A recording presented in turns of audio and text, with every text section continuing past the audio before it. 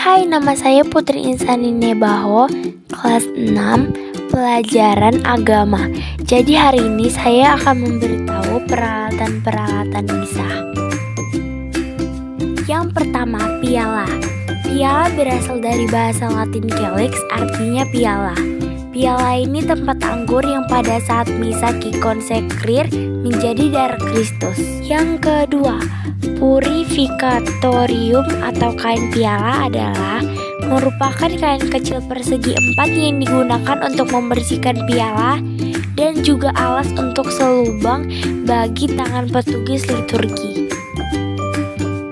3. Patena. Patena adalah sejenis piring kecil berbentuk bulat yang berlapis emas yang digunakan untuk meletakkan hostia besar. Yang keempat, corporal. Dalam bahasa Latin artinya adalah tubuh, karena disitulah akan diletakkan tubuh Tuhan Yesus. Corporal ini merupakan kain persegi 4 yang lebar yang dibentangkan di altar sebagai alas piala, antena, dan piksi. Yang kelima, ampul.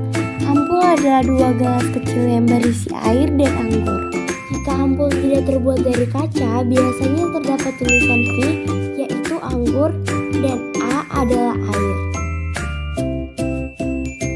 6. Cerek lavabo dan kain lavabo adalah merupakan tempat untuk mencuci tangan imam yang selalu disertai dengan kain lavabo. Nah, ini semua adalah termaksud peralatan-peralatan misa.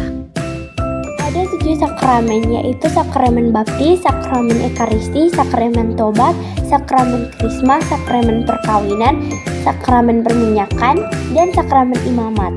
1. Sakramen pembaptisan. Sakramen pembaptisan adalah sakramen inisiasi pertama dan pintu masuk ke dalam hidup rahmat. Selain itu, sakramen ini merupakan syarat mutlak bagi penerimaan sakramen-sakramen lain. Orang yang dibaptis menerima Kristus secara personal sebagai Tuhan dan Juru Selamat dengan menyatakan imamnya. 2.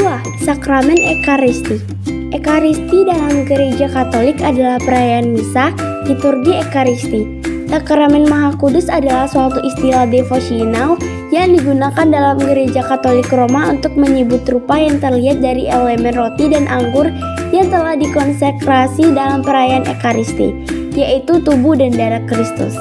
3. Sakramen pengakuan dosa, sering disebut juga sakramen tobat atau sakramen rekonsiliasi, adalah salah satu dari tujuan sakramen dalam Gereja Katolik, disebut juga sebagai misteri. Dalam Gereja Timur, di mana penerimanya memperoleh belas kasihan Allah berupa pengampunan atas dosa yang diakui dan disesalinya. 4. Sakramen Krisma. Sakramen Krisma adalah sakramen yang diberikan oleh umat beriman sebagai sakramen kedewasaan imam akan Yesus Kristus yang telah siap mewartakan kerajaan Allah. Sakramen perkawinan adalah perjanjian antara seorang laki-laki dan seorang perempuan untuk membentuk kebersamaan hidup. Perkawinan mempunyai 3 tujuan, yaitu kesejahteraan suami istri, kelahiran anak, dan pendidikan anak. Sakramen perminyakan. Dalam sakramen ini seorang imam mengurapi si sakit dengan minyak yang khusus diberkati untuk upacara ini. Baru menderita sakit ataupun makin memburuknya kondisi kesehatan membuat sakramen ini dapat diterima berkali-kali oleh seseorang. Sakramen imamat. Sakramen imamat adalah sakramen yang dengan seseorang dijadikan uskup, imam, atau diakon, sehingga penerima sakramen ini dibaktikan sebagai citra Kristus atau in persona Christi. Hanya uskup atau termasuk juga patriark dari paus yang berhak dan boleh melayangkan sakramen ini. Sekian dan terima kasih.